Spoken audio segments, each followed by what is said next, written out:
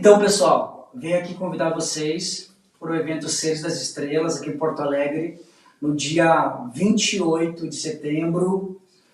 Se inscrevam para a gente se encontrar, poder dar aquele abraço, aquele beijo carinhoso e para que a gente possa se amar um pouquinho, sentir o nosso amor. Venha nos conhecer, tirar suas próprias conclusões e sentir se nós somos reais ou se nós somos ilusão. Só vocês mesmos podem sentir isso e vocês mesmos ter essa dúvida retirada de vocês.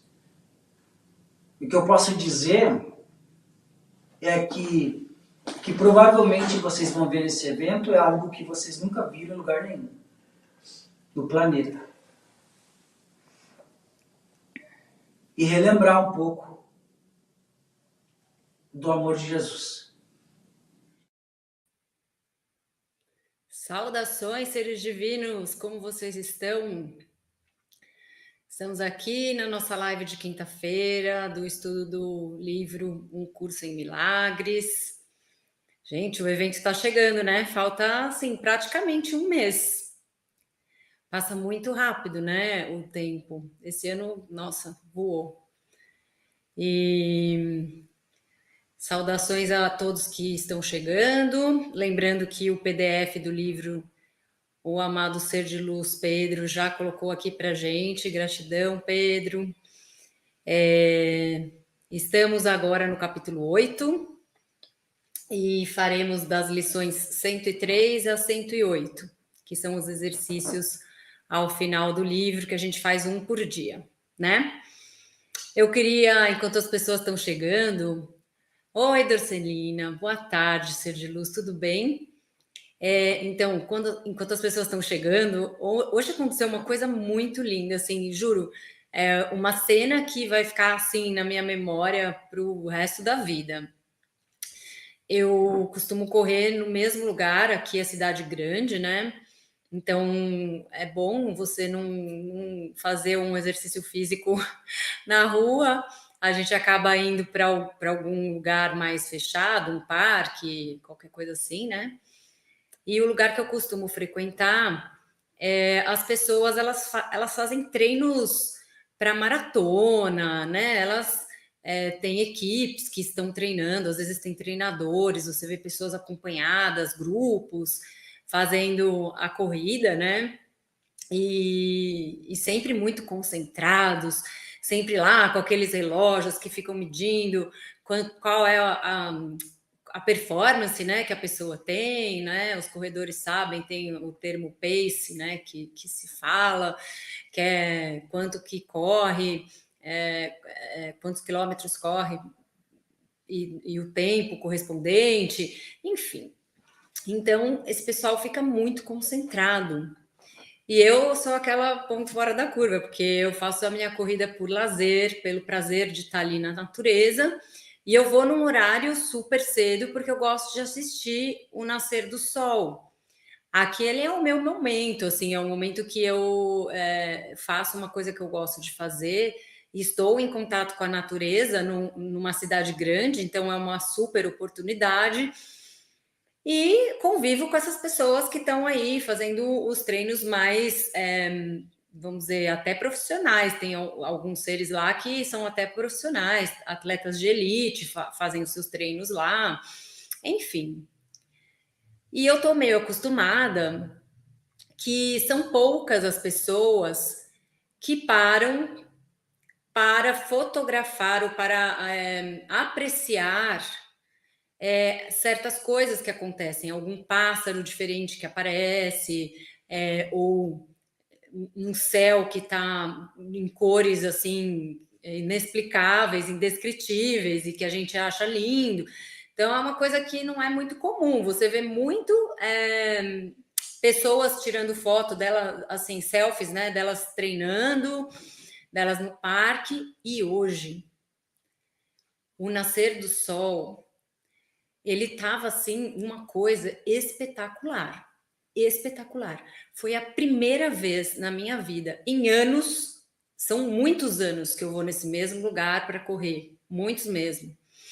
E foi a primeira vez que eu vi pessoas largando suas bicicletas no chão, pessoas esquecendo seus relógios e suas, né, seus cronômetros e tal, para parar e ficar extasiado observando o pôr do sol. Foi a coisa assim mais impressionante, porque a gente, né, vê hoje em dia o que é mais comum é selfie. Então a pessoa pega, vai lá, coloca a foto, né, fica ela e o sol.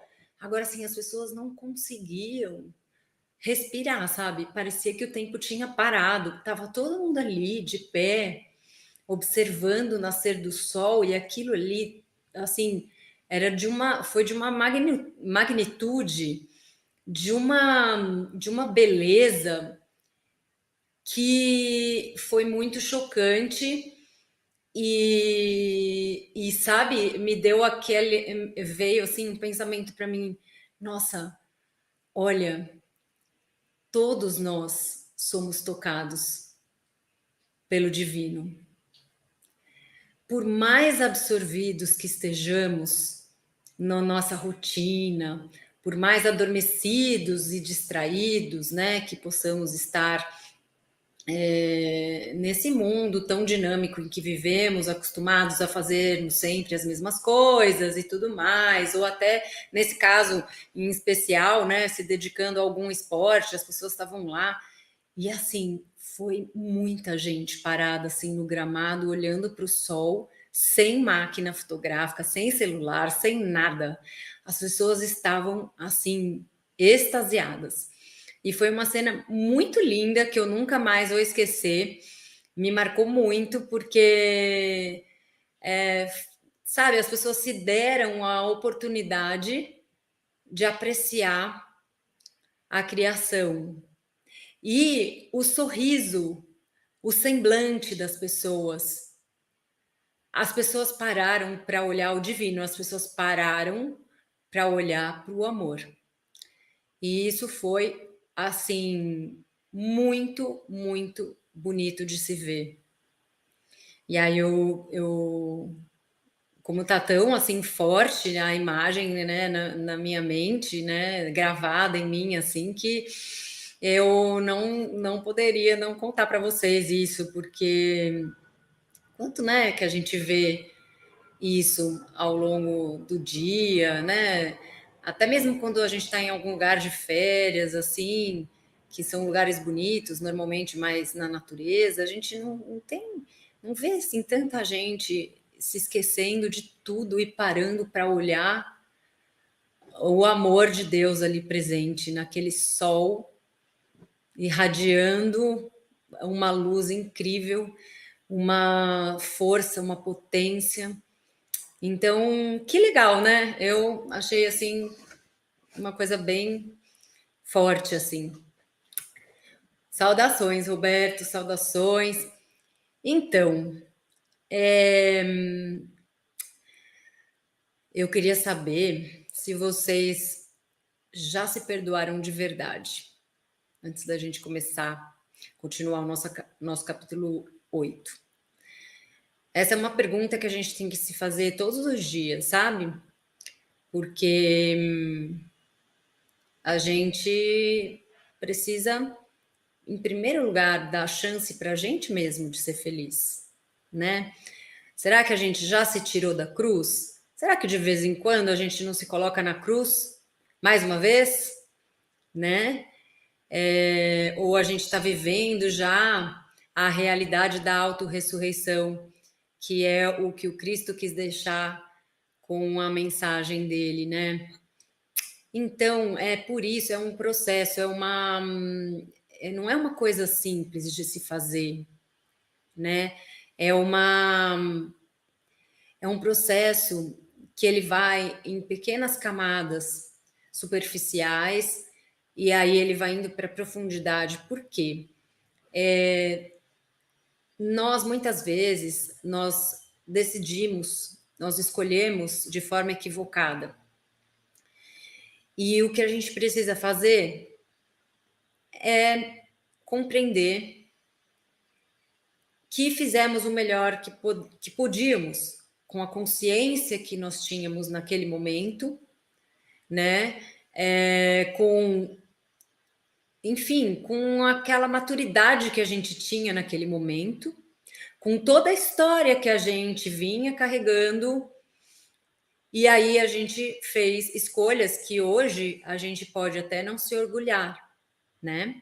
E a gente tenta equilibrar o que foi feito da melhor forma possível, se redimindo com as pessoas, ou se eu, né, fiz o mal para alguém, eu tento fazer o bem para muitas outras pessoas, a gente vai equilibrando essas emanações que a gente fez para o universo. Mas se a gente não se perdoa, a gente fica carregando uma cruz que não vai nos ajudar. A cruz da culpa, ela nos aprisiona e ela nos deixa num estado de apatia e aí você não vive o momento presente, você não vive o agora, que como o próprio nome tem, né? O momento presente é divino, ele é um presente que todos nós temos para fazermos diferente. Aquilo que fizemos lá atrás, que não nos orgulha, não nos serve mais, e nós agora temos o momento presente, que é quando eu posso fazer uma escolha consciente e de, né, me elevar, e de sair desse lugar escuro onde eu me coloquei de culpa, dor e sofrimento. Porque, afinal de contas, todos nós somos filhos de Deus e todos nós tentamos ser o melhor que podemos, né? Saudações, Elzimar. Então, a culpa, ela não existe no ponto de vista desse estudo que a gente está falando. Fica muito claro isso, porque Deus não julga os seus filhos. Deus fica assim, quem nos criou, o universo, como você quiser chamar. Aqui não tem dogmas, não tem, né? O teu divino, ele fica triste de ver você triste, carregando essa culpa, né? Muitas vezes essa culpa que carregamos vem de doutrinas que tivemos ao longo da nossa jornada e que nos criaram essa crença que nos limita e nos coloca sempre naquele lugar do passado. E a gente tem que olhar para o presente, porque o presente é a grande chance que temos de sermos melhor, a nossa melhor versão. Saudações, Iraci. Te amo muito. Então, para aqueles que sentem muita dificuldade de se livrarem da culpa, comecem aos poucos. Permitam-se, percebam-se como pessoas que estão evoluídas perto daquele outro momento em que o erro foi cometido, porque vocês se tornaram conscientes, né? Nós, quando nos tornamos conscientes dos nossos erros, a gente simplesmente não repete. Isso é produtivo, né? A gente tentar se redimir com as pessoas envolvidas, sem dúvida alguma, mas a gente tenta ser melhor. E isso é a nossa ressurreição. E é isso que Cristo ensina. Ele não ensina que você vai ter que ser pregado na cruz lá pelos seus pecados. Não foi essa a mensagem, né? Ele quis mostrar que ele venceu o mundo. Ele quis mostrar que ele viu que não era o ego que ia trazer o reino dos céus, ou seja, o estado de plenitude de ser que qualquer um busca, né? A felicidade dentro do coração, estar em harmonia com tudo, com todos, né? Nos nossos relacionamentos, no nosso dia a dia, no nosso trabalho, na nossa família. Então, não tenham vergonha de se perdoar. Não tenham vergonha, porque muitas pessoas se sentem muito mal de se perdoar e não se dão a chance, a oportunidade de serem melhores, ficam presas no passado, né?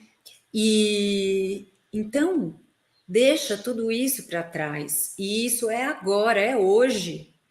O presente é o nosso presente hoje, nesse instante, né? Então, quando a gente fica preocupado com o futuro, a gente está perdendo uma oportunidade de fazer bem o nosso presente, que vai sim impactar no nosso futuro e que vai sim impactar no nosso passado, porque na medida em que eu me melhoro hoje, eu já estou corrigindo o meu passado. É isso que é a quântica que Jesus tenta, né, de todas as maneiras aqui nas falas, muitas vezes que a gente até pode achar meio repetitivas do livro e até nas mensagens que ele nos deixou, nos evangelhos e tudo mais.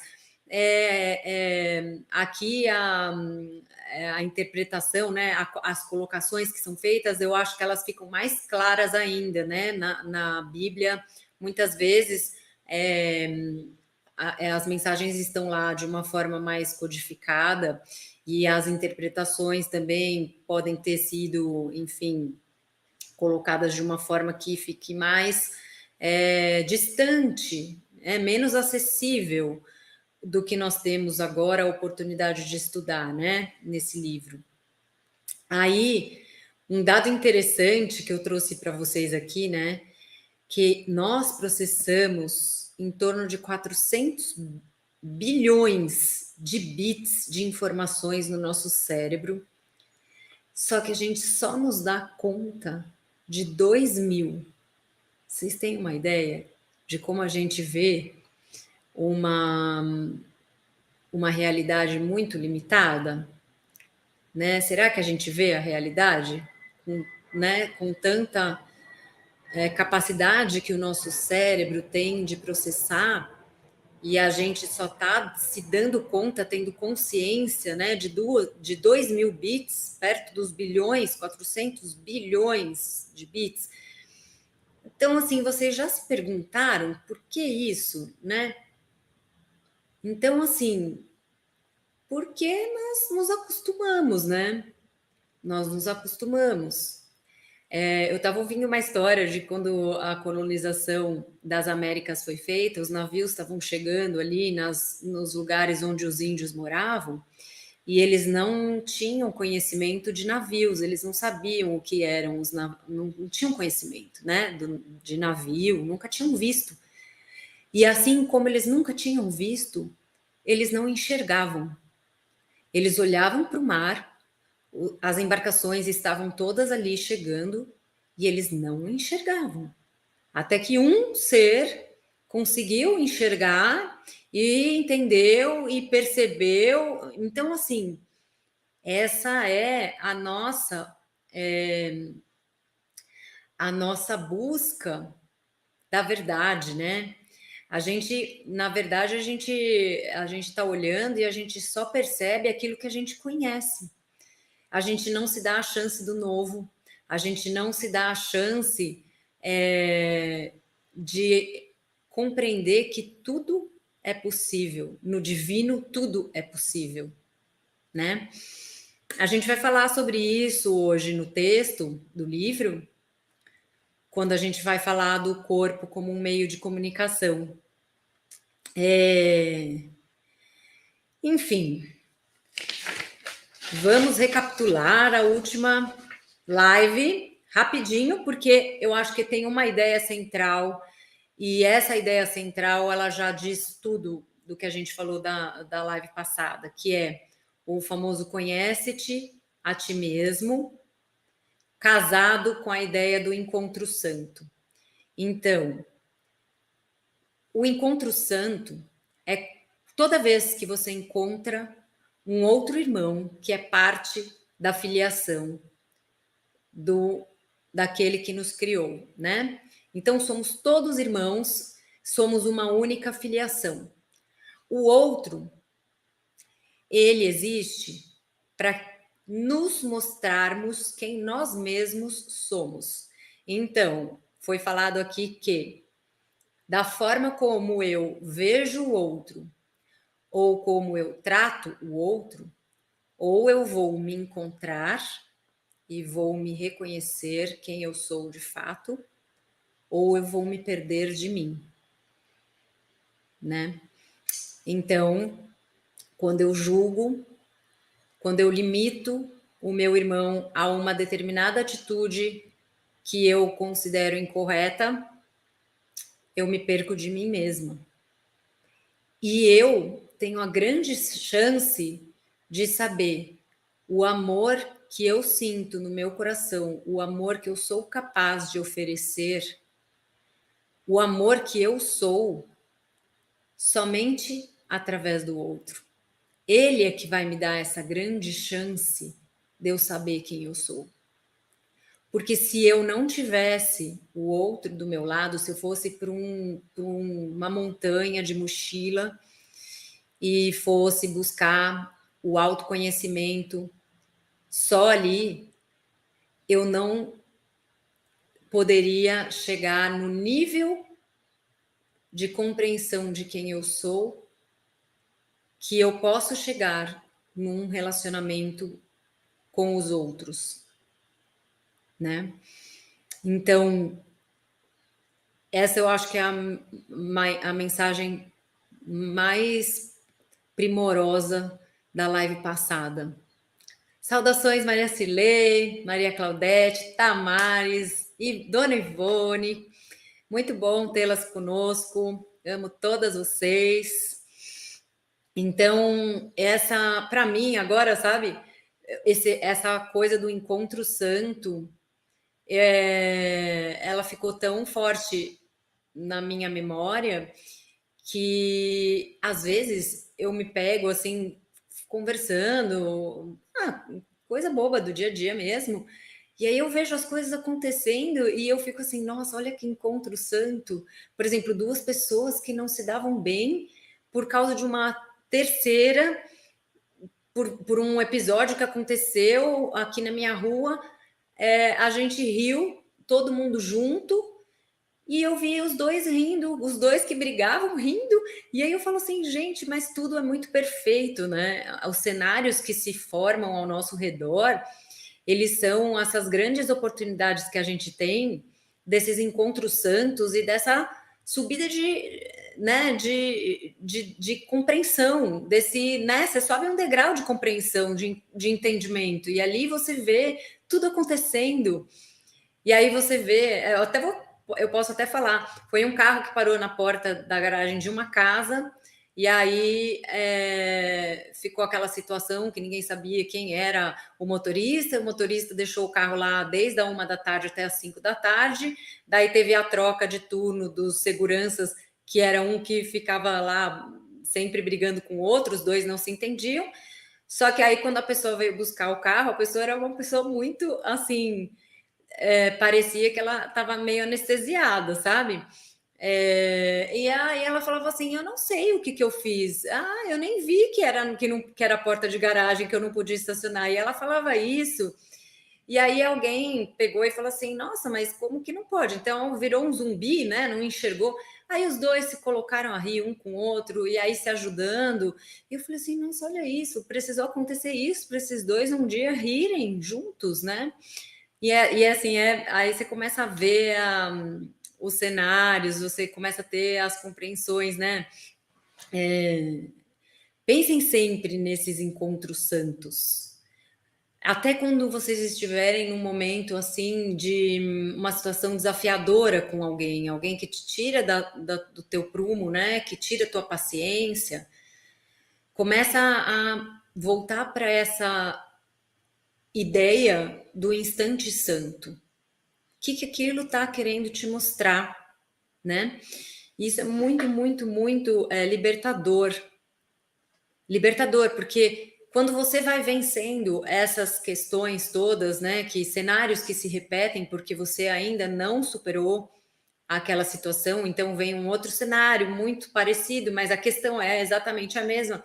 E aí você vai né, galgando novos horizontes, abrindo espaço para o novo, de fato, né? Bom, vamos lá.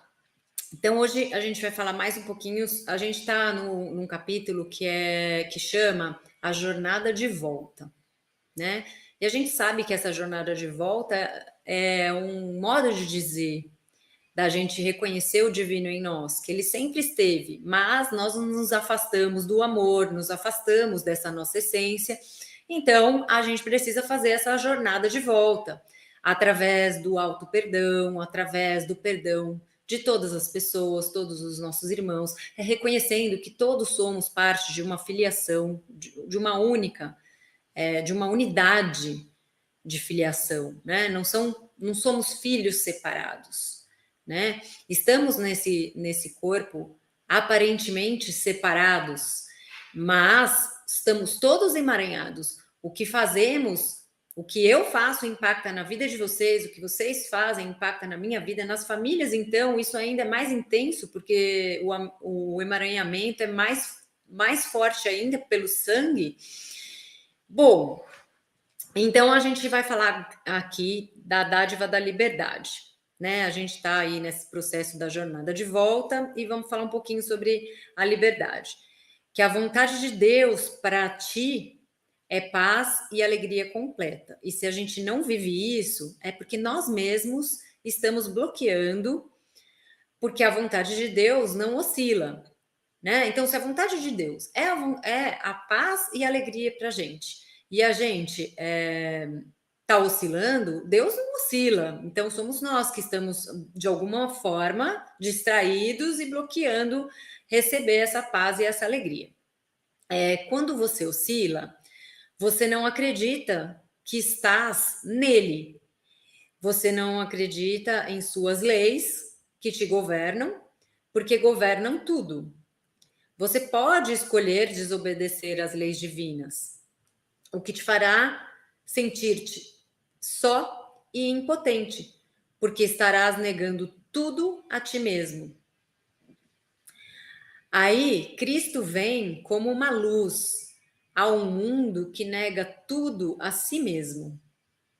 Faz isso por dissociar-se de tudo, sendo, portanto, uma ilusão de isolamento mantida pelo medo da mesma solidão, que é a ilusão do mundo. Então é uma coisa até engraçada, né? Como é que a gente pode acreditar num mundo que nega tudo a si mesmo, porque nós achamos que somos todos separados, e aí a gente tem uma ideia de estarmos isolados e sozinhos, e temos medo dessa mesma solidão que nós mesmos é que estamos criando, né? Então, Cristo está conosco sempre até o fim do mundo, e é por isso que ele é a luz do mundo. Ele está conosco na solidão do mundo. Se ele está conosco na solidão do mundo, a solidão desaparece. Ou seja, vou resumir aqui. A gente nunca está sozinho. Essa que é a grande verdade. A gente pensa que a gente está sozinho. Na visão do ego, a gente tem essa ilusão. Na visão de mundo, a gente, principalmente no momento em que a gente está passando por uma situação desafiadora, onde a gente não aceita aquilo que está acontecendo conosco, onde a gente se vê sem a luz no fim do túnel, é nesse momento que você, se você realmente se interiorizar, você vai ver que você não está sozinho. Você nunca esteve sozinho. Então, confia, entrega, que todas as respostas virão a você, todas elas. Eu posso falar de carteirinha, porque isso já aconteceu comigo. Eu acho que muitas pessoas também podem dar seu testemunho. Então, assim, nunca estamos sozinhos. Nunca. Então, não podemos manter a ilusão da solidão se não estamos só. O propósito do Cristo, então, ainda é o de vencer o mundo. Ele não o ataca. A gente já aprendeu aqui que quando a gente quer combater uma ilusão, combater assim, quando a gente quer dissolver, né, uma ilusão, a gente não entra num embate com ela, porque na medida em que eu entro num embate com uma ilusão, que eu fico brigando ali com aquilo, eu estou me desviando da paz que eu quero, que é a paz que eu quero ter o tempo todo. E aí eu oscilo. Então, o que, que eu faço? Eu não dou atenção para aquilo que não é real. Eu não dou atenção para aquilo que não é a visão divina. É a visão do ego que fica, que se deixa irritar, que se deixa ser atacado, que ataca, né? Então, Cristo não ataca o mundo, mas a sua luz o dissipa devido ao que ela é. A luz não ataca a escuridão, ela a ilumina e a escuridão desaparece. Então, amai suas sombras, amai os seus inimigos. Eles são você e você é eles. Então é assim que a gente se cura. A gente se cura não brigando com as nossas sombras. Então, quando a gente escuta muito, né? Amai as suas sombras. E como a gente ama as nossas sombras. E por como que a gente vai amar uma coisa que eu acho horrenda, que eu não queria repetir, e eu me vejo naquele, né, naquela inércia de fazer de novo. Vamos supor, uma pessoa que, sei lá, está acostumada a ser agressiva. E aí ela tenta ser uma pessoa mais controlada nas emoções, ter mais uma maestria maior sobre suas próprias emoções, saber, né? Se ela entrar num embate com esse comportamento, se ela se odiar por ter esse comportamento, se ela não se perdoar por ter esse comportamento, se ela não se acolher no momento em que ela teve e disser para ela mesma, eu sei que eu não sou isso que eu acabei de fazer. E eu entendi e eu vou continuar tentando. E aí é essa forma de você levar amor para a sombra. E é assim que você vai conseguir mudar os seus hábitos perniciosos dos quais você quer se livrar. Por exemplo, tá? Estou citando aqui bem uma coisa aleatória. Então, se a mesma coisa, uma pessoa que me tira do sério, uma pessoa que eu olho e eu condeno, eu estou julgando. Eu não sei a história dessa pessoa.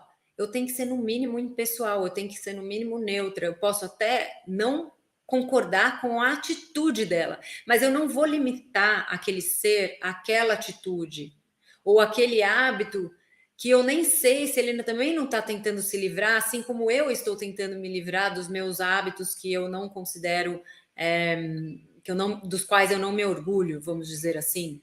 Então, quando a gente olha dessa outra maneira, que não é no embate, no conflito, na punição, que é o que a gente aprende o tempo inteiro, né? O Criamor, ele não nos julga, ele não nos ataca, ele só fica triste de ver os seus filhos se desviando do amor e tendo que passar situações que causam dor e sofrimento que não eram necessárias pela escolha, né, que foi feita, né, do próprio filho. Então, se o filho escolhe o amor, o lado virtuoso, né, se escolhe não se deixar levar pelo ego negativo, ele evita uma série de sofrimento, mas ele tem o livre-arbítrio, todos temos. Então, se a luz do Cristo vai conosco a todo lugar, nós iluminamos a escuridão com ele. fazendo com que ela desapareça. Isso se aplica até na nossa vida. Então, se Cristo está conosco e ele ilumina a escuridão, nós também iluminamos com ele a escuridão. A luz vem a ser nossa e não podemos habitar na escuridão. Assim como a escuridão não pode habitar aonde formos. Então, Cristo diz, né? A memória de mim é a memória de ti mesmo e daquele que me enviou a ti. Vou repetir porque eu dei uma gaguejada aqui, vai. A memória de mim é a memória de ti mesmo e daquele que me enviou a ti. Tu estavas na escuridão até que a vontade de Deus fosse feita completamente por qualquer parte da filiação.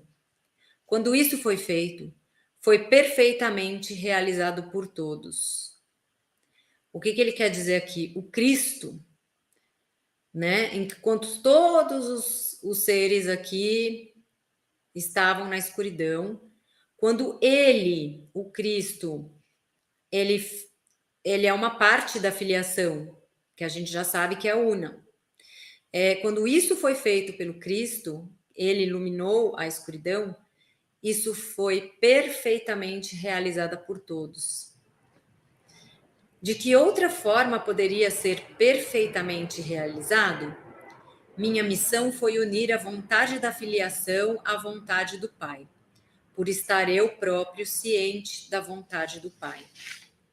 Essa é a consciência que eu vim te dar. E a tua questão de aceitá-la é a verdadeira questão deste mundo, né? Então, Cristo está mostrando, eu vim te dar essa consciência.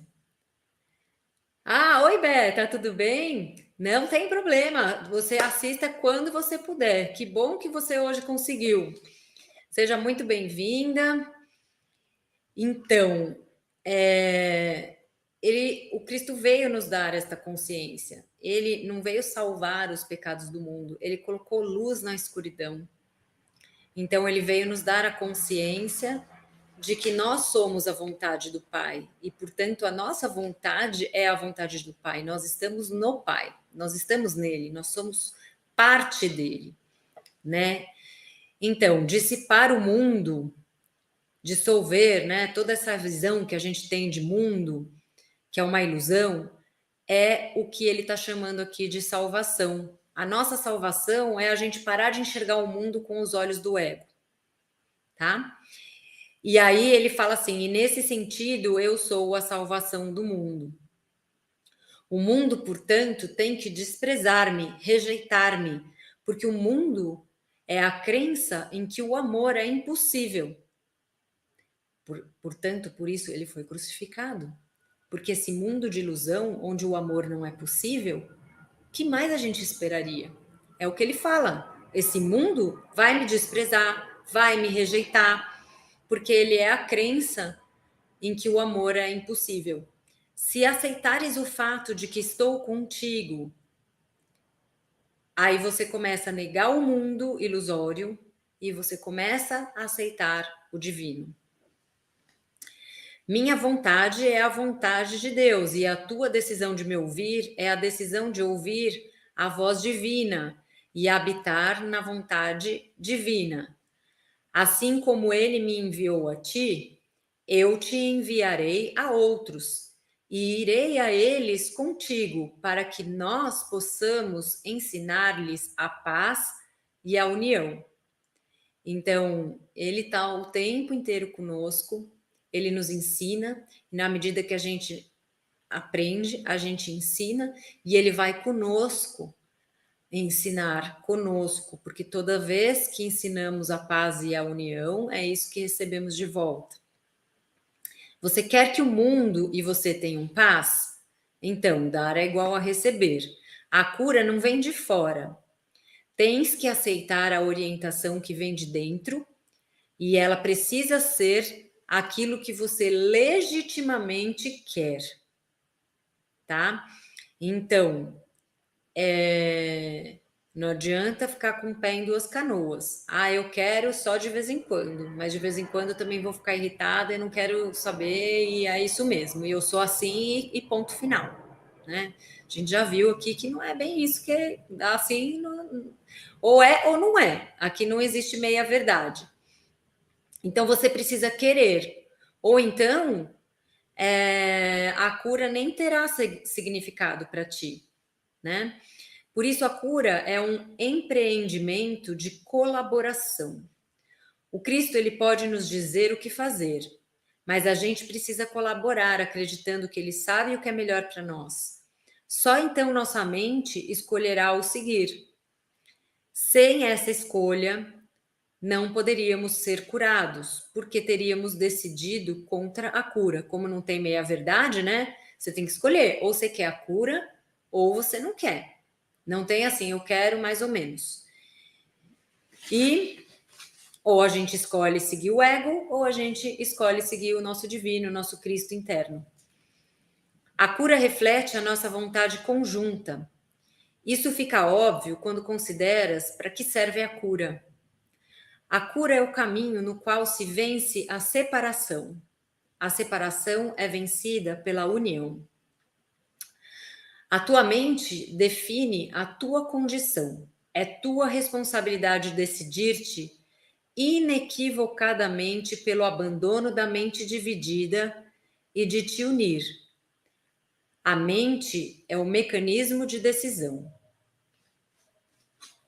Cristo diz que a decisão dele não pode vencer a nossa, porque nós somos iguais. Então, o meu poder de decidir é o mesmo do Cristo. Então, ele jamais irá contra o meu livre-arbítrio. Eu tenho o mesmo poder de decidir que ele. Então, por isso que é uma colaboração. Ele nos ajuda, nos ensina, mas eu tenho que querer, né? Todas as coisas são possíveis através da nossa decisão conjunta, mas só a decisão dele não pode nos ajudar, porque temos o livre-arbítrio. Nada do que Deus criou pode se opor à nossa decisão, assim como nada do que Deus criou pode se opor à vontade dele. Deus nos deu a nossa vontade, Deus nos deu a nossa vontade o poder que ela tem, que o Cristo só pode reconhecer em honra à do Pai. Se quisermos ser como Cristo, ele nos ajudará, sabendo que somos iguais. Se quisermos ser diferentes, ele nos esperará até mudarmos a nossa mente. Ele pode nos ensinar, mas a decisão de escutar o ensinamento é só nossa, pois o reino de Deus é liberdade. Não há tirania no reino, e os filhos de Deus são iguais em vontade, sendo todas a vontade de seu Pai. Essa é a única lição que Cristo veio nos ensinar. Se a nossa vontade não fosse a do Cristo, não seria a do nosso Pai. Significaria que aprisionamos a nossa e não a temos deixado ser livre. Então, nós estamos nadando contra a maré. Você não pode fazer nada por você mesmo, porque você mesmo sozinho não é nada. É aquilo que a gente falou, a gente não consegue saber quem a gente é sozinho, a gente não consegue sair desse ego negativo sozinho, né? A gente precisa encontrar a nossa essência divina, a gente precisa entrar em conexão com ela, que ela já está presente em todos os seres. É por isso que fala-se que nós fomos criados à imagem e semelhança, né, daquele que nos criou. Essa centelha divina, esse amor, ele está nos nossos corações. Já está, né?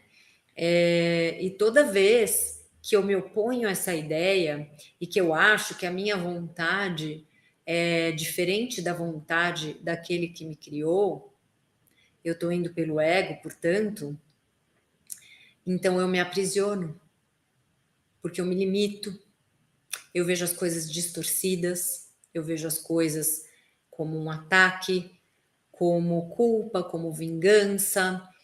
Eu vejo sofrimento, eu vejo dor, eu me vitimizo, né? Bem, Cristo diz: eu não sou nada sem o Pai, e tu não és nada sem mim. Ao negar o Pai, negas a ti mesmo. Ou seja, usando uma linguagem menos, vamos dizer, católica aqui, né? Porque esse livro foi escrito e por Cristo nessa linguagem, né? Foi canalizado e assinado por Cristo nessa linguagem. Mas a gente sabe que essa linguagem é uma linguagem toda simbólica. Então, quando eu falo que eu nego o Pai, ou seja, quando eu nego o divino que está em mim, eu estou negando a mim mesmo, né? E ele fala assim: eu sempre lembrarei de ti, e na minha memória de ti está a tua memória de ti mesmo. E em nossa memória um do outro está a nossa memória de Deus, que é onde se encontra a nossa liberdade, porque a nossa liberdade está nele. Oferecendo liberdade, também seremos livres. Liberdade é a única dádiva que podemos oferecer aos filhos de Deus, sendo um reconhecimento do que eles são e do que o todo é. Então, veja, quando a gente tenta controlar e burlar o livre-arbítrio de um outro ser que também é divino, né? Nós deixamos de reconhecer a dádiva da liberdade que temos nós mesmos, porque aquilo que eu dou é aquilo que eu recebo. Então, se eu estou negando ao outro essa liberdade, então eu estou negando a mim mesma essa liberdade. Liberdade é criação porque é amor. A gente já viu que criar é amar. E aqui ele está falando, liberdade é criação porque é amor. Aquele que buscas aprisionar, tu não amas, incluindo a ti mesmo. Então, se você mesmo se aprisiona, você não se ama. Quando o faz, está perdendo a tua verdadeira identificação com Cristo e com o Pai. É a Santíssima Trindade. Não existe união com um e não com outro. Então, eu não posso estar unida ao Pai sem estar unida ao Filho, que é qualquer ser humano, qualquer outro irmão nosso, né? Que faz parte da filiação única. Então, não existe você estar em união com um e não com outro. A Santíssima Trindade é a união com todos, com o Pai e com o Filho. A Santíssima Trindade é santa porque é una. Se te excluis dessa união, estás percebendo a Santíssima Trindade como separada, e ela é tudo. A não ser que ocupes o teu lugar nela e realizes a tua função como parte dela, a Santíssima Trindade fica tão destituída quanto tu. Ou seja, perde todo o poder que tem, né? Nenhuma parte dela pode estar aprisionada se quiser conhecer a sua verdade. Aí ele vai para um outro item que é assim, a vontade sem divisão da filiação.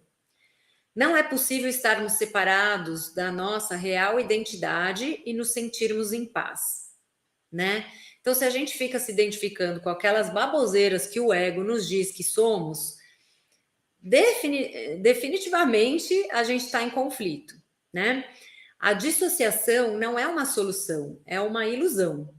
Os que estão presos em delusão acreditam que a verdade vai assaltá-los e eles não a reconhecerão, porque preferem a delusão. Julgando a verdade como algo que não querem, o que percebe são só as suas ilusões, as quais bloqueiam o conhecimento. Aí Cristo diz aqui que nós podemos ajudar qualquer ser que esteja fazendo isso, inclusive a nós mesmos, oferecendo a eles a nossa mente unificada a favor deles, assim como ele, o Cristo, nos oferece a dele a favor da nossa. Sozinhos não podemos fazer nada, mas juntos as nossas mentes se fundem em algo cujo poder está muito além do poder das nossas partes separadas. Por não ser separada, a mente de Deus, ou a mente una, a mente santa, como ele se refere aqui, né, no texto, está estabelecida nas nossas mentes como nossa. Essa mente é invencível, porque é sem divisão. Curar é tornar íntegro, é unir-se àqueles que são como tu, porque perceber essa semelhança é reconhecer o Pai. A tua perfeição está nele e somente nele, que tudo é.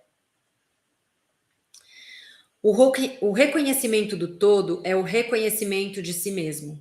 Ou seja, quando eu reconheço o divino que eu sou, eu estou reconhecendo a tudo que existe, a todo o universo, a fonte da vida, a fonte do amor. Cristo nos oferece só o reconhecimento do poder do Pai em nós, mas nisso está toda a verdade. Ele nos oferece uma pequena coisa, mas só que nessa pequena coisa, que é o reconhecimento do poder do Pai, o poder do divino que habita em nós, nesse reconhecimento está toda a verdade. E isso é libertador, né? Ao nos unimos ao Pai. Aí ele diz: quando te unes a mim, estás te unindo sem o ego, porque eu renunciei ao ego em mim mesmo e, portanto, não posso me unir ao teu.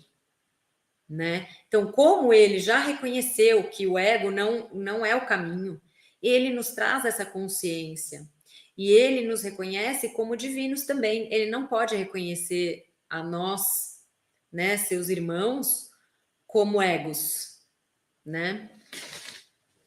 Portanto, nossa união é o caminho para renunciarmos ao ego em nós. A verdade em nós todos está além do ego. E nosso sucesso em transcendê-lo é garantido por Deus. E Cristo compartilha essa confiança por todos nós. Queres conhecer a vontade de Deus para ti? Pergunta a mim, que a conheço por ti, e a acharás. Nada te negarei, assim como Deus não me nega nada. A nossa jornada é simplesmente a jornada de volta a Deus, que é a nossa casa. Ou seja, voltarmos ao amor que somos é a nossa casa, né? Essa é a jornada. E, na verdade, o amor sempre esteve em nós. Nós só precisamos reconhecer. Sempre que o medo se introduzir em qualquer lugar ao longo da nossa estrada, nessa jornada para a paz, isso se deve ao ego ter tentado unir-se a nós nessa jornada e não poder fazê-lo. O ego se rebelará e se tornará vingativo, mas Cristo conosco nos torna invulneráveis. Aí Cristo reforça: o caminho do ego não é o meu, mas também não é o teu. Nunca conceda ao ego o poder de interferir com a tua jornada, porque ela é o caminho para o que é verdadeiro. Alcança a minha mão, ele diz, porque queres transcender o ego. A minha força nunca será insuficiente, e se escolheres compartilhá-la, tu o farás. Eu a dou com disponibilidade e contentamento, porque preciso de ti tanto quanto precisas de mim. Olha a humildade, meu Deus. Imagine o Cristo falando para nós que ele precisa de nós tanto quanto nós precisamos dele. Isso é enxergar a todos como uma coisa só. É o fim da separatividade e é o fim do sofrimento.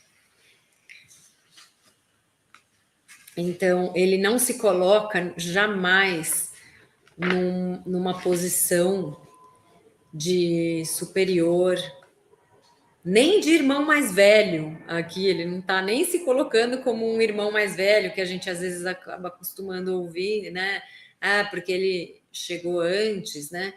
Não, ele no máximo o que ele coloca aqui é que como ele passou pelo que nós passamos e ele conseguiu vencer, né? Ele realizou a autorressurreição, ele é o exemplo da mente curada, da mente una, que não está mais dividida com a né, mente do ego. Então, o máximo que ele pode falar para a gente, assim, é que ele conhece o caminho, mas ele nunca se coloca como superior, né? Aí, o tesouro de Deus, né? Um outro item aqui. Nós somos a vontade conjunta da filiação, cuja integridade é para todos nós. Damos início à jornada de volta ao partirmos juntos e nos reunimos aos nossos irmãos na medida em que continuamos juntos. Cada ganho em nossa força é oferecida a todos. Cada ganho, né, é oferecido a todos. Então a gente vai agregando ali. A gente vai caminhando juntos e a gente vai agregando força a essa unidade, né? Para que deixem de lado as suas fraquezas e adicionem as suas forças a nós. O mundo pode cegar os filhos em relação ao Pai. Você não pode contemplar o mundo e, ao mesmo tempo, conhecer a Deus. Então, o mundo é uma escolha do ego. Então, ou eu escolho o ego, ou eu escolho conhecer a Deus. Só que, parênteses, só um deles é o verdadeiro, né? O mundo ou Deus, ou a plenitude, ou o amor, né? Você não escolhe qual deles é verdadeiro. Não é você que escolhe. Tem um que já é verdadeiro. Você escolhe, aí sim, ou ver ao mundo ou ver a Deus. Se você escolhesse o que é verdadeiro, se fosse você, né, que definisse o que é verdadeiro, e você, por exemplo, tivesse tomado pelo ego, você já teria destruído tudo. O que não é a vontade de Deus. Deus não tem vontade de destruir a própria criação, né? E isso o Atom sempre fala pra gente, sempre. Né? Quando começa aqueles papos assim, não, porque o fim do mundo está próximo, porque vai haver não sei o que, não sei mais o que lá, e aí todo mundo vai ser.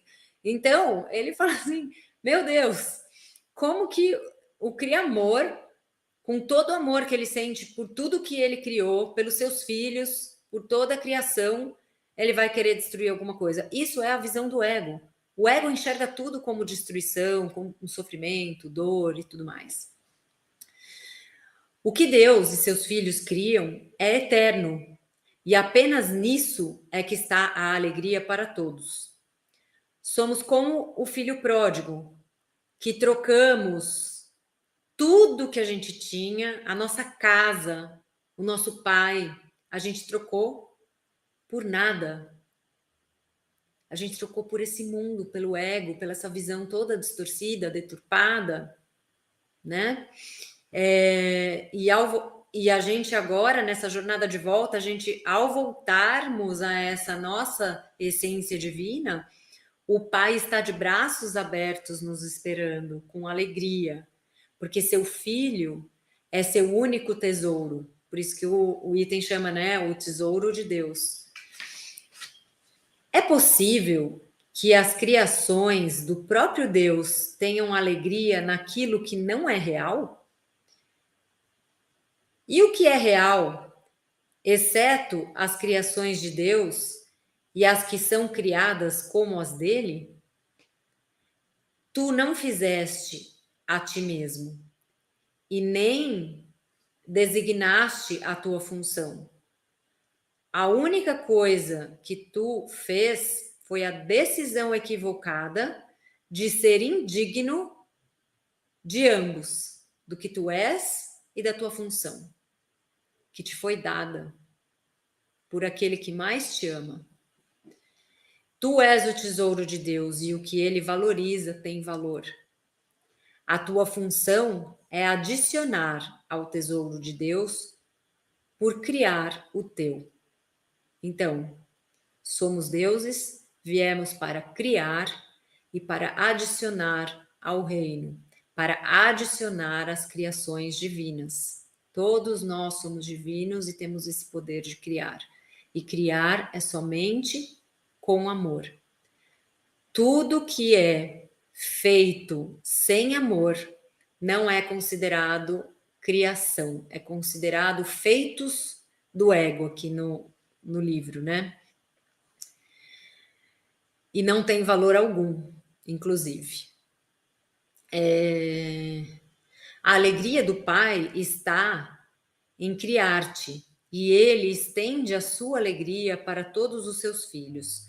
A sua vontade te criou para criar, e a tua vontade não foi criada separada da vontade dele, ou seja, a tua vontade é a vontade de Deus. Quando pensas que não estás disposto a ter a vontade de Deus, ele fala assim que quando a gente pensa isso, na realidade a gente nem está pensando. Porque é uma coisa tão sem valor isso, e tão sem significado, e tão absurda, e tão distorcida, que assim, é como se a gente não estivesse pensando de fato. A vontade de Deus é pensamento.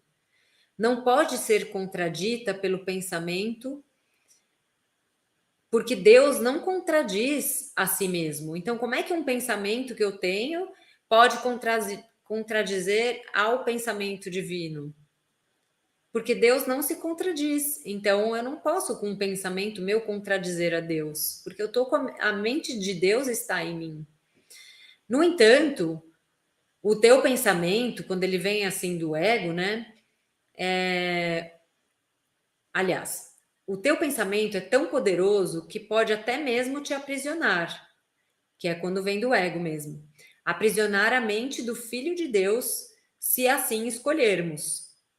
Essa escolha faz com que a função do filho seja desconhecida para o próprio filho, mas jamais para aquele que o criou. Então voltamos a gente repete bastante, né, que é uma escolha. Quero conhecer a vontade de meu Pai para mim. Questione e ele não esconderá de ti. Ele revelou para o Cristo que assim pediu a ele e aprendeu com o que ele já havia dado. Nossa função é trabalharmos juntos, Cristo diz. Todo o poder do Filho de Deus está em todos nós, mas não em nenhum de nós sozinho. Deus não nos quer sozinhos, porque Ele mesmo não tem vontade de ser sozinho.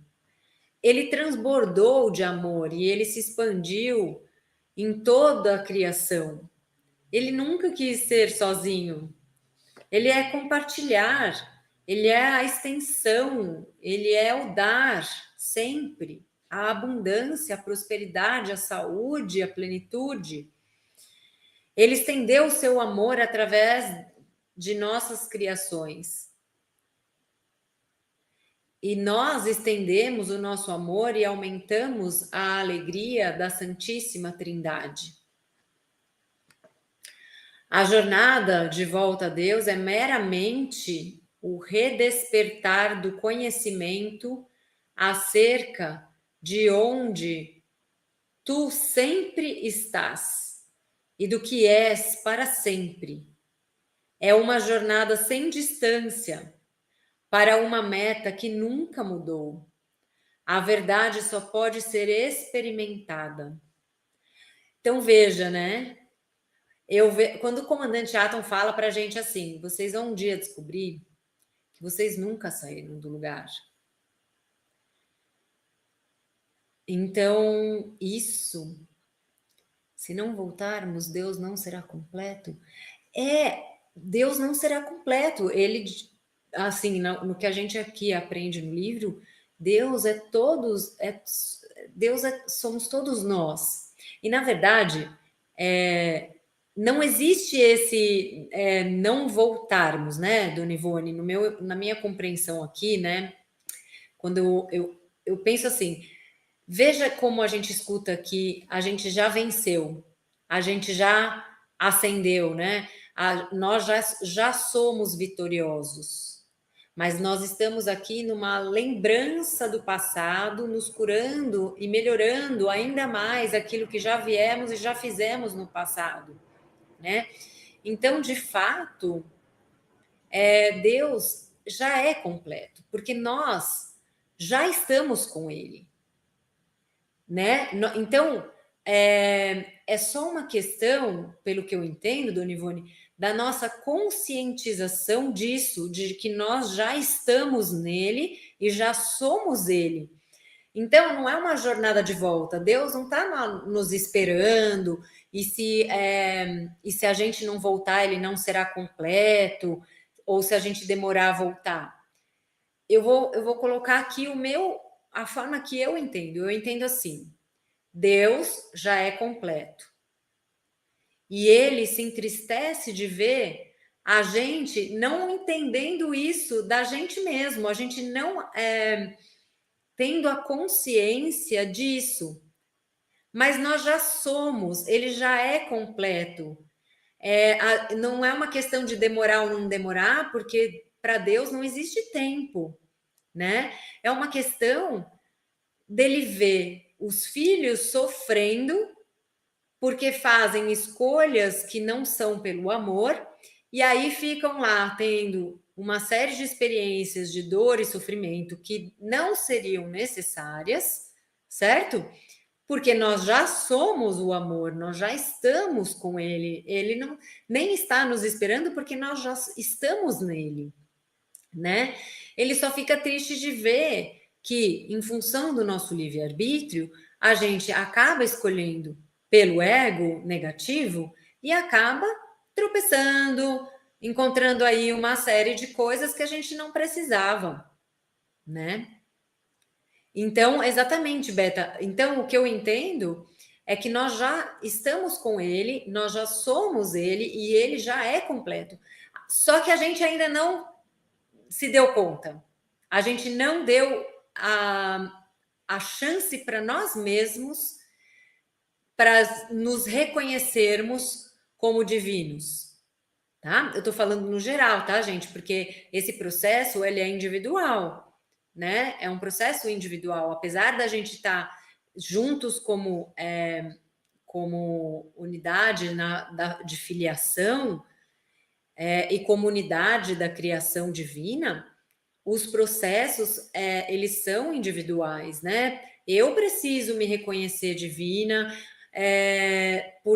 assim como meus irmãos também precisam se reconhecer divinos, cada um deles, e cada um tem seus processos para chegar nessa etapa. Por isso que ele fala da jornada de volta. É de um lugar que nós nunca saímos do lugar. O Atom fala isso, vocês vão descobrir que vocês nunca saíram do lugar. Só que isso é uma coisa que ele está alertando aqui para gente, que não é um conhecimento na teoria, ele precisa ser experienciado. Essa consciência, ela precisa ser vivida. Nós estamos aqui nesse plano da ação, né? Nesse plano mais densificado, num nível de organização da criação, onde as coisas são, né? A gente vê corpo, a gente vê tudo, né, na tridimensionalidade. Então, é uma coisa que precisa ser experienciada. Por exemplo, alguém pode chegar para você e falar assim: nossa, você conhece aquela fruta maçã? E você nunca comeu a maçã. Olha, eu vou te explicar como ela é. Ela tem a casca assim, vermelhinha. Daí essa casca assim, ela é crocante. Na hora que você morde, a carne que tem dentro da maçã, sabe? Ela é tenra e ela solta um suquinho que é bem docinho e assim é tão gostoso. E você morde e ela tem uma sustância ali, né? Ela e você eu posso falar tudo isso. Se você não pegar uma maçã, morder e sentir tudo isso, e experienciar, tudo que eu falar só vai ficar na teoria. Isso precisa ser vivido, né? E por isso que ele fala, a verdade, ela só pode ser experimentada, não pode ser descrita e nem explicada. E aí, para finalizar o texto hoje, né? Ele vai falar sobre o corpo. A gente já falou de uma outra vez ali em algum outro capítulo que o corpo, ele sempre, o Espírito Santo, ele enxerga como um meio de comunicação, enquanto que o ego enxerga como se fôssemos nós, né? Na visão do ego negativo, nós nos identificamos com esse corpo biológico, com essa manifestação biológica que temos, né? Aí ele vai nos relembrar, porque isso já foi dito, e eu acho que todas as vezes que as ideias se repetem, gente, não é para que seja uma coisa maçante, mas é uma coisa para a gente integrar, sabe? E às vezes a gente precisa escutar uma mesma coisa várias vezes de diversas formas. Eu acho que isso fica muito claro quando a gente está nas lives do comandante, que muitas vezes perguntas são feitas que já foram feitas repetidamente e ele se disponibiliza a respondê-las de uma outra forma, porque talvez a forma como ele explicou de uma primeira vez não tenha ficado claro para algumas pessoas, e por isso que a pergunta volta. E eu acho que esse trabalho dentro de nós, ele é feito em todas as escrituras sagradas. Eu que estudo, por exemplo, o Vedanta, que são os textos sagrados ali, né? O final dos Vedas, dos indianos, que fala tudo que fala aqui, gente, não é diferente, a mensagem é a mesma. Você vê essa repetição de diversas formas para ver, porque às vezes passou batido de uma vez, de uma próxima você já vai integrar, você já vai compreender, você já vai estar num outro momento, numa outra tensão, de repente, num outro estágio de consciência, né, numa expansão maior, e aí você consegue captar, enfim. Ele lembra para a gente assim, que o ataque, ele é sempre físico, porque o ego, ele faz essa interpretação de que somos o corpo, né? Então, quando a gente se iguala, né, se identifica com esse corpo biológico, quando a gente né, ataca ou recebe um ataque, enfim, que dar e receber, né? Ele é sempre físico. Acreditas que o ataque pode te arrancar algo que queres, caso contrário, ele não teria apelo para ti. Te igualar a um corpo faz com que experimentes a depressão. É o Filho de Deus se diminuindo e vendo a todos os seus irmãos igualmente diminuídos, se excluindo da salvação. O Espírito Santo, ele interpreta o nosso corpo como um meio de comunicação. Lembra que a gente falou que nós somos um canal para receber a voz de Deus, né? O nosso aparato biológico aqui, que tem os órgãos de sentidos, os órgãos de ação, eles foram feitos para criar, sendo um canal de Deus, porque nós estamos no plano da ação, então nós temos que usar este corpo, que na verdade, né, é a projeção da nossa mente, é a extensão da nossa mente, e para que a gente experiencie as coisas e crie nessa dimensão. O Espírito Santo interpreta o corpo como um meio de comunicação, e o ego bloqueia esse meio de comunicação, esse canal com o divino. E o Espírito Santo, ele vê os corpos como meios de juntar as mentes e uni-las com a tua própria e a do Cristo. Então, se você usa o corpo para o ataque, isso te causa dano. Se você usa para alcançar as mentes daqueles que acreditam que são corpos e ensiná-los através do corpo que isso não é assim, vais compreender o poder da mente que está em ti. Se usas o teu corpo só para isso, não podes usá-lo para o ataque. A serviço da união, o corpo vem a ser uma bela lição de comunhão, que tem valor até que haja, de fato, a comunhão. Esse é o modo de Deus fazer com que seja ilimitado o que tu tens limitado. Ou seja, a gente limita a própria função do nosso corpo, né? Porque a função do nosso corpo é unir mentes. Através do nosso corpo, nós somos capazes de unir mente, de servir ao processo todo de comunhão. O Espírito Santo não vê o corpo como tu vês. Lembram no filme Matrix? A gente tem vários exemplos sobre isso. Quando ele chega lá no oráculo e a menininha lá tá com a colher, né? Aquele serzinho de luz tá lá com uma colher e ele e a criança dobra a colher. E aí ele olha e ele fica olhando para a criança e ela pega e dá a dica. Nós atraímos o que somos. Sim, nós atraímos toda a nossa realidade.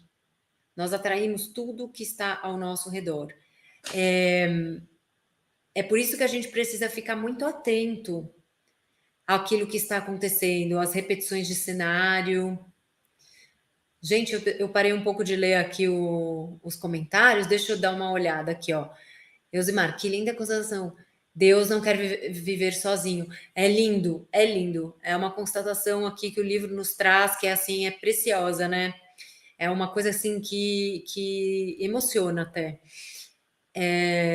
Então, aqui, o Beta, o poder da mente, a gente na realidade, a gente está criando o tempo inteiro com a nossa mente. Por isso que nós atraímos o que somos. O que nós emanamos com os nossos pensamentos, com a nossa mente, é aquilo que nós estamos criando o tempo inteiro ao nosso redor.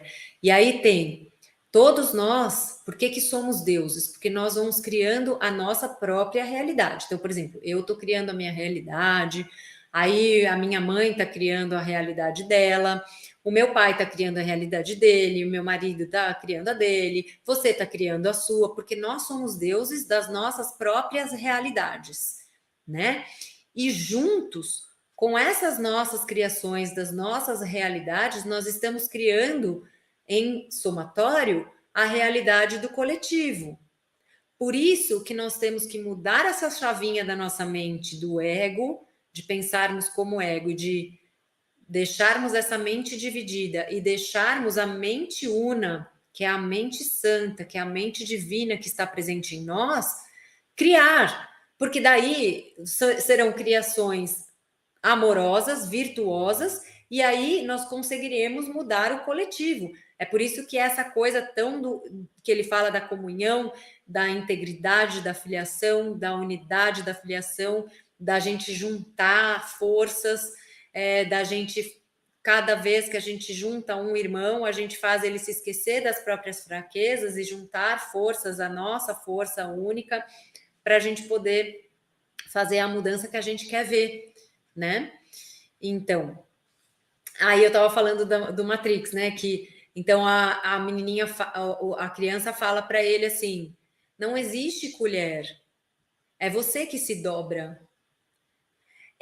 Então, assim, se a gente olhar, né, do ponto de vista assim, né, do que a gente está acostumado, a gente se limita. A gente acha que é impossível fazer aquilo ali, né?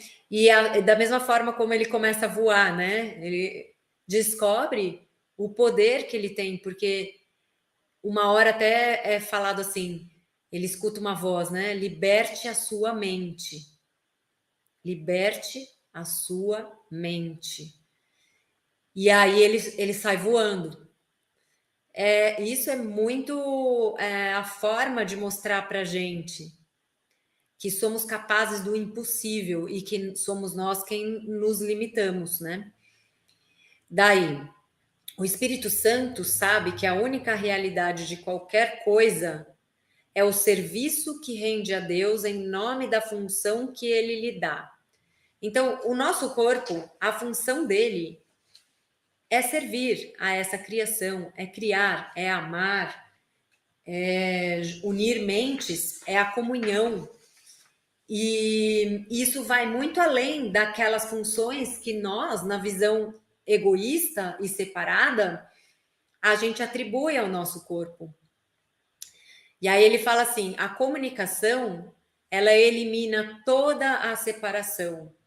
Já o ataque, ele promove a separação. Usa teu corpo para a verdade e o verás verdadeiramente. A gente só vai conseguir ver a realidade do corpo. Eu tendo a falar assim, o Davi, o comandante Atom, fala o tempo inteiro, não, um dia vocês vão ver que não existe corpo. Por quê? Esse corpo que a gente vê limitado e que nos condiciona e que nos aprisiona não é a verdade. Então, essa frase é: usa teu corpo para a verdade e o verás verdadeiramente. E aí ele cita uma frase da Bíblia, olha só que interessante. E o verbo se fez carne. Estritamente falando, isso é impossível, ele diz, porque são ordens de realidade diferentes que aparentam existir, assim como aparentemente possa existir diferentes ordens de milagres. Isso, para mim, quando eu li isso, eu falei assim, por isso que o Davi fala que não existe corpo. Ele está falando que é impossível o verbo se fez carne, porque são níveis de realidade completamente diferentes. Existe a aparência daquilo que existe. Assim como aparentemente você ressuscitar um morto é muito maior, é um milagre muito maior do que você curar uma doença. Só que não é assim, né? Isso é assim no nosso nível de realidade, naquilo que estamos vivenciando nessa tridimensionalidade, nessa dimensão, mas porque não conseguimos estar num passo além e vendo a verdade de fato. Então, o pensamento ele não pode ser feito carne, exceto pela crença, já que o pensamento não é físico. Nossa. No entanto, o pensamento é comunicação para a qual o corpo pode ser usado. A gente aqui não percebe nada como íntegro, nem mesmo o corpo, quando somos guiados pelo ego. O seu propósito é visto como fragmento em muitas funções, com pouca ou nenhuma relação com outra, de modo que parece ser regido pelo caos. Guiado pelo ego, ele de fato é o caos. Mas, já na visão do Espírito Santo, não é. Pelo Espírito Santo, ele é um meio através do qual parte da mente que tentaste separar do Espírito pode ir além de suas distorções e voltar para o Espírito. O templo do ego, assim, vem a ser o templo do Espírito Santo, onde escolhemos o divino e não mais o ego. E, portanto, o corpo, ele deixa de ser essa coisa aparentemente física, a carne, e venha a ser um templo para o divino, e sua voz o habita, dirigindo o uso que lhe é conferido, né, da forma verdadeira. Ele fala também que a cura é usar o corpo para comunicação.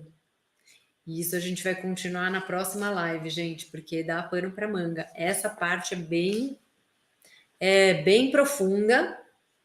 É um entendimento que eu acho que é bem isso, né? Precisa ser vivenciado. Aqui nós estamos falando aqui a teoria, né? Porque é o que conseguimos enxergar na visão do ego. A gente tem que estar num patamar além, a gente tem que estar assim, divino, sem oscilação, para ver que não existe corpo, né? Bom, agora as lições, rapidinho. Nós hoje temos as lições de 102 a 108. Eu vou ler só a primeira frase, tá, gente? Devido à extensão do horário aqui. Mas no próprio livro tem toda a explicação de cada uma das lições, tá? Lição 102. Eu compartilho a vontade de Deus de felicidade para mim. Lição 103. Deus, sendo amor, é também felicidade.